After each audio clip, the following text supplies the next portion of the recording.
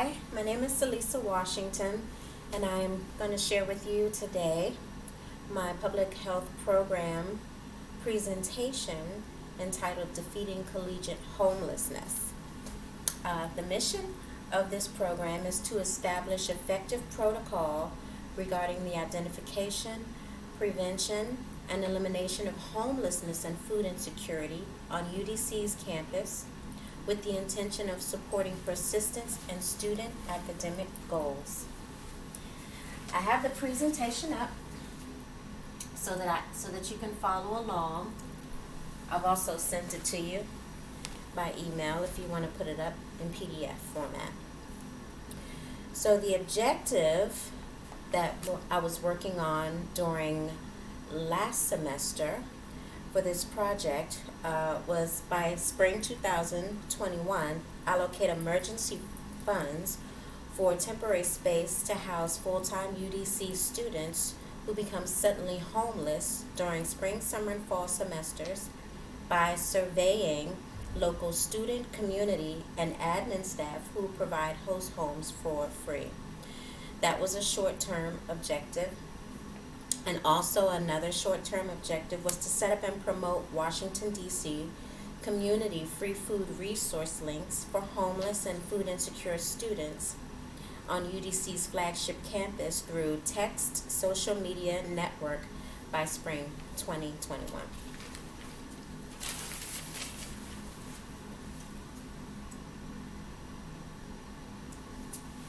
Okay, now we're going to discuss the health status. In a forum with the U.S. Department of Education, college students detailed their story of homelessness and food insecurity while attending school. One such college student, her name is Latte Harris, told about her experience with homelessness while she was in college. She says this was a very stressful time for her. She described it specifically like driving a car with three wheels, meaning you have the vehicle, but it just is not going to move. It's not going to operate correctly. You don't have all the tools. Well, this brings to mind a survey that sort of began my study from the Wisconsin Hope Lab. Wisconsin Hope Lab started a survey called Still Hungry and Homeless in College. In this survey, they interviewed or surveyed 43,000 students in 66 colleges about homelessness and food insecurity. And what they found was shocking. There were 36% of those students said that at some time in college they had been food insecure, and 46 admitted that at some time in college they had been housing insecure. Now, housing insecurity is not necessarily homelessness. Housing insecurity means that your housing is not a secure place to live. Maybe it might be safety issues. Maybe you might be on the verge of being homeless, one paycheck away from being put out of your house, or for some reason there may be problems with the place that you live. In the final numbers that came out, they found out that 9% of four-year university students were actually homeless, and 12% of two-year college students were actually homeless, meaning without a home. So let's talk about what actually homeless means. What that means to them was they detailed living in shelters, public spaces, cars, motels, or in some cases exchanging sex for housing. And all of these things fit under McKinney, Vento, and HUD's definition of homelessness. So I'd like to introduce my health issue. I want to talk a little bit more about the Wisconsin Hope Lab's Still Hungry and Homeless in College, and also another survey I used for my program presentation, which is the prevalence of food insecurity and its association with health and academic outcomes among college freshmen. Both of these surveys state that food and housing insecurity can derail college graduation, they increase dropout, and they create higher student loans, or all three. And this can create a student who is homeless or food insecure, cannot finish their work, end up dropping out, still has the student loan to pay, and may never finish school. So they add to the student debt, and they never succeed in meeting their goals.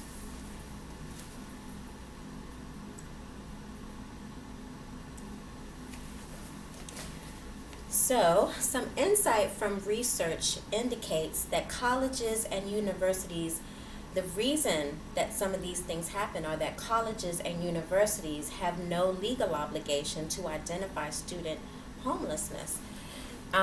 There's no law that says that they must identify student homelessness, and if they do have students who are homelessness, there's no law that says that they must help those students.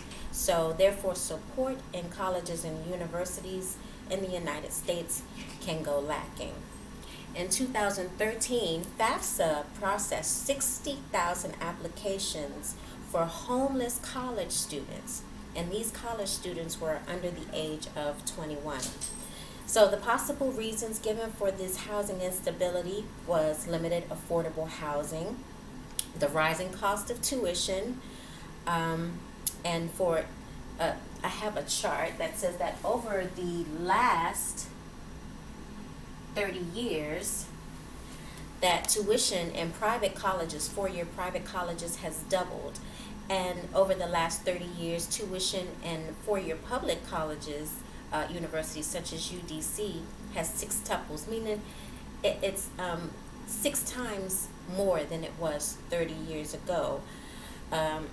So that, and also that there has now an increase in non-traditional college students. So college students usually were, maybe 18, 19 years old, but over the last 30 years, there's been an increase in non-traditional college students. And so these non-traditional college students may be single parenting, they may be unemployed or underemployed, and this may increase their risk for homelessness while attending college, paying for college, and also paying for their bills. So that is another possible reason for housing instability. So what question we might ask ourselves is, why do homeless students choose to continue? Well, according to the American Psychological Association, socioeconomic status encompasses not just income, but also educational attainment, financial security, and subjective perceptions of social status and social class. This includes quality of life, opportunities, and privileges and socioeconomic status. So college may seem as a step forward towards self-sufficiency and security for students who choose to continue on to complete college, even though they know they are housing insecure, food insecure, or homeless. So they see it as a stepping stone to move out of that space.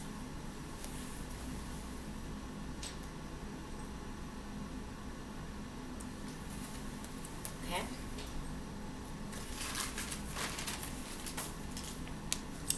Food insecurity correlates with lower grade point average, poor sleep quality, high stress, and disordered eating behaviors.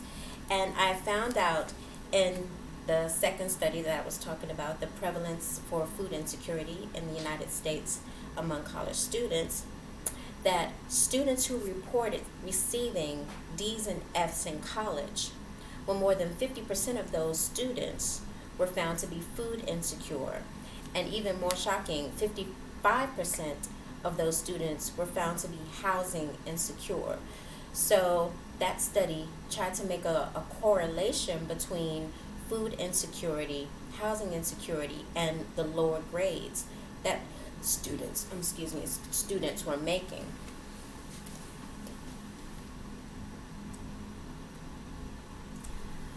So there's a stigma, a challenge in reporting and receiving service from fellow students.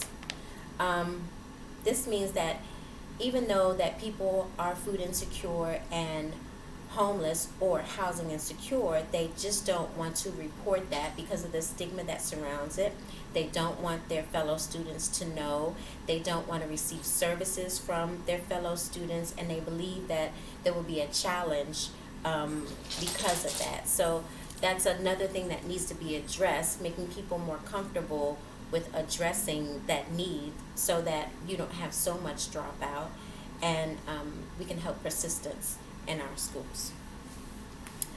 One thing that I found out is public assistance is unavailable usually or uncommon in the case of college students who are housing insecure or food insecure. Now, there are a few reasons for this.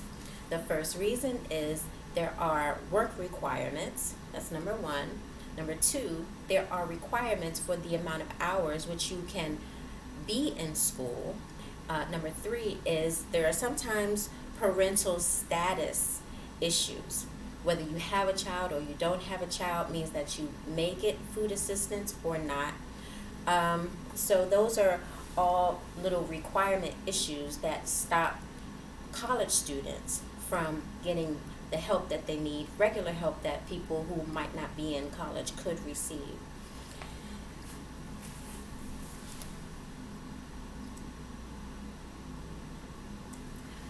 So one other option that college students sometimes have to avail themselves to, shelters.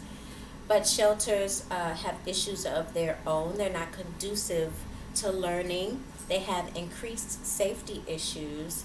They're surrounded by cases of people who could not get housing, and some people there are permanent residents, even though it's a temporary shelter, because they no longer qualify for housing assistance and they don't have the money to purchase housing or pay rent on their own. So that means whatever issue that caused them not to have the funds to purchase their house, they have now brought to this shelter. Now the college student will be surrounded by cases of addiction or abuse, relationship issues, familial issues, violence, or in some criminal offense. And so this can make it very hard for a college student to maybe get sleep and study and keep their mind on finishing college. So the setting for the program that I was developing in CAP to prevent homelessness and food insecurity at the University of DC would take place in District of Columbia on the flagship campus of the University of the District of Columbia. The undergraduate student body there during this year was 3,828. 40% of those were male and 60% female. The in-state tuition was $6,020. Out-of-state tuition $12,704. Room and board $16,781. So it's pretty expensive for a public university. One of the things that CAP wanted to do was get a needs assessment started. So we did that by making a questionnaire and giving it to a sample. We questioned about 150 students. We got 39 participants out of that 150 students who filled out the entire questionnaire and gave details of their personal experience with food insecurity and housing insecurity. And we found out that of those 39, 20% of those students have been housing insecure, and 28% food insecure while they've been in college. So the CAP also sought to engage UDC's president, the executive cabinet, and the board of trustees about that issue. Okay, not sure that you can see that. We used materials such as policy memos. We used flyers to engage the college students. We actually used homecoming week. We had flyers put out talking about being homeless during homecoming, and we had one flyer with the homeless homecoming queen. She wasn't the real homecoming queen, but she was indeed at one time homeless, where people could sign up to volunteer. So talking to people, doing face-to-face raps, that was also something that we used to engage the student body. And we also got people to tell about their time as a student being homeless and being food insecure. So currently we found out that there's no official university policy that exists that provides a solution to relieve student homelessness. UDC currently operates a food pantry in partnership with area grocers and public partners. So our recommendations, based on our needs assessment and the engagement with the students, and also talking with members of administration and staff, we recommend that UDC, the University of the District of Columbia, create emergency funds for temporary housing for full-time UDC students that find themselves suddenly homeless. We also recommend that a team of research staff, volunteers investigate actual instances of homelessness on campus, and research how many students are actually homeless. I wanted to do an expanded research project, not just the small research project I was able to do with 2 or 3 students' help.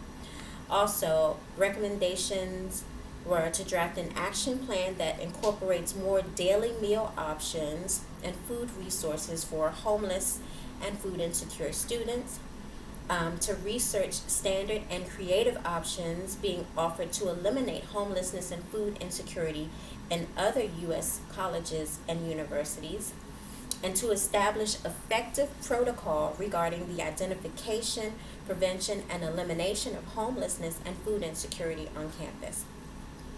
Discussions that we may have for the future are partnerships with social services, rapid rehousing for qualifying college students, student SNAPS benefit access, college and community cooperatives that maybe share emergency campus housing options with students, staff, and maybe people in the neighborhood, and yearly homeless identification and help drive, where we actually offer live services to students who need them, face-to-face services where we connect them to city services ourselves. And also area foundations, which I found out there are some area foundations who would be willing to help us. And so those are future conversations that we may have once we address the issue. And that is my complete presentation. If you have any questions, you can call and let me know.